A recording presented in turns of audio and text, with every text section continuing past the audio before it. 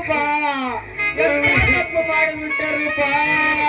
ತಂಗಿ ರೂಪ ನೀನ್ ಹೇಳಿದ ಮಾತು ಮೋಹನ ನಿನ್ನನ್ನು ಕಣ್ಣಲ್ಲಿ ಕಣ್ಣಿಟ್ಟು ನೋಡುವ ಆಸೆ ನಾ ಮರಳಿ ಬರುವಷ್ಟರಲ್ಲಿ ಕಣ್ಮುಚ್ಚಿರುವಲ್ಲ ರೂಪ. ಹೇಳು ರೂಪ, ಎದ್ದು ಮಾತನಾಡು ರೂಪ.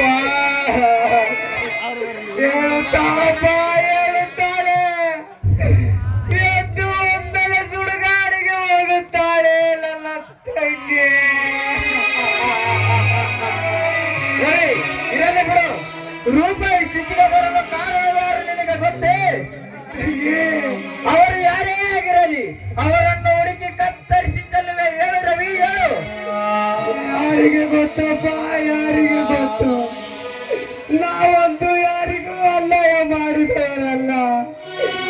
ಈ ಕೆಲಸ ಬೇರೆ ಯಾರಿದ್ದಲು ಸಾಧ್ಯವಿಲ್ಲಪ್ಪ, ಸಾಧ್ಯವಿಲ್ಲ. ಮತ್ತಾರಿಂದಾಗಿದೆ ಹೇಳು ರವಿ. ಈ ಕೆಲಸ ಯಾರಿಂದಾಗಿದೆ ಎಂದು ನನಗೆ ಚೆನ್ನಾಗಿ ಗೊತ್ತು. ಲೇ ಗೌಡ ಪ್ರತಾಪ, ನಿಮ್ಮನ್ನು ಒಂದಲ್ಲ ಒಂದು ದಿನ ಓಡಾಡಿಸಿ ಕಡಿಯುವ ಗಂಡ ನೀನು ಆ ರೀತಿ ಮಾಡಿದರೆ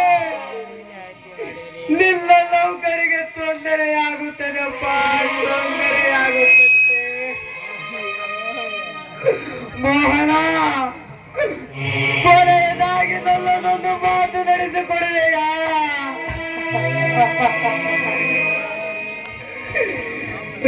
ರವಿ, ಹೇಳು ರವಿ. ನನ್ನ ಕೈಯಿಂದ ಆಗುವುದಿದ್ದರೆ ನಾ ಖಂಡಿತ ನಡೆಸಿಕೊಡುವೆ. ಹೇಳು, ಸಂಕೋಚ ಪಡಬೇಡ. ಮೋಹನ, ನೀನು ತಂದಿರುವ ತಾಳಿಯನ್ನ ಅಯ್ಯೋ ಮೋಹನ, ನೀನು ತಂದಿರುವ ತಾಳಿಯನ್ನು ನನ್ನ ತಂಗಿಯ ಕೊರಳಿಗೆ ಕಟ್ಟಿಬಿಡು. ಸತ್ತ ಮೇಲಾದರೂ ಮಾಂಗಲ್ಯ ಭಾಗ್ಯ ಸಿಗಲಿ ನನ್ನ ತಂಗಿಗೆ. ಮಾಂಗಲ್ಯ ಭಾಗ್ಯ ಸಿಕ್ಕಿದ್ದು ಎಲ್ಲ ಸಂಸಾರ ಮಾಡೋಣ.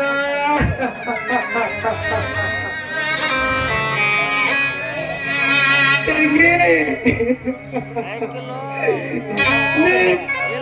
ನಿನಗೆ ಮಾಂಗಲ್ಯ ಭಾಗ್ಯ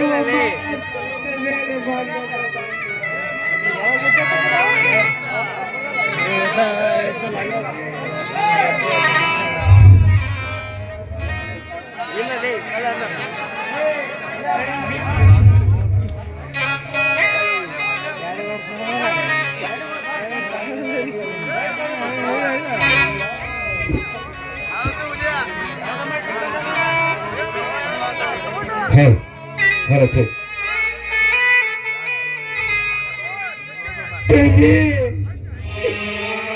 ನೀನು ಸತ್ತ ಮೇಲೆ ನಿನಗೆ ಮಾಂಗಲ್ಯ ಭಾಗ್ಯವಮ್ಮ, ಮಾಂಗಲ್ಯ ಭಾಗ್ಯ. ಕಣ್ಣೀರಿನ ಬದಲು ಪನ್ನೀರಿನ ಸ್ನಾನವೇ ನಿನ್ನ ಪಾಲಿಗೆ. ಅಕ್ಷತೆಯ ಬದಲು ಇಡೀ ಅಕ್ಕಿಯೇ ನಿನ್ನ ಪಾಲಿಗೆ. ಅಯ್ಯೋ ತೆಗೆ ರೂಪ.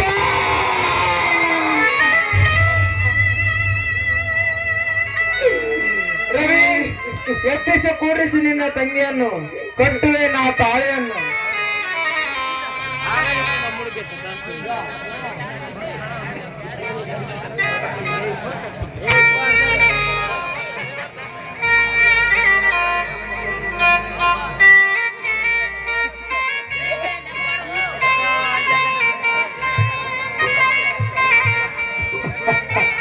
ನನ್ನ ಬಂಗಾರ ತಂಗಿ ಬಾಳಲ್ಲವೇ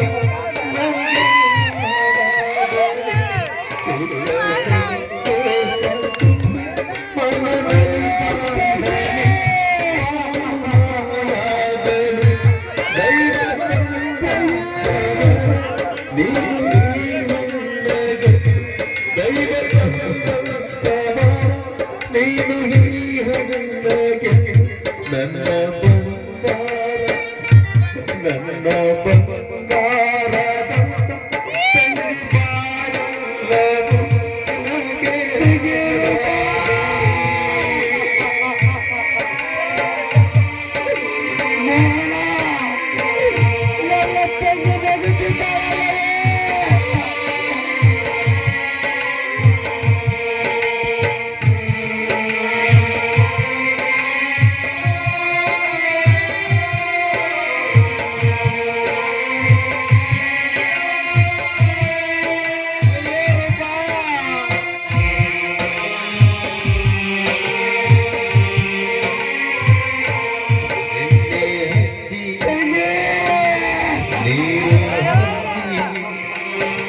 ರೇಷ್ಮೆ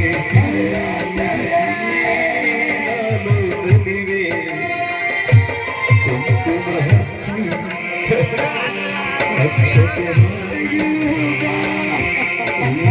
ಉಳಿಸಿ ನಿಂಗೆ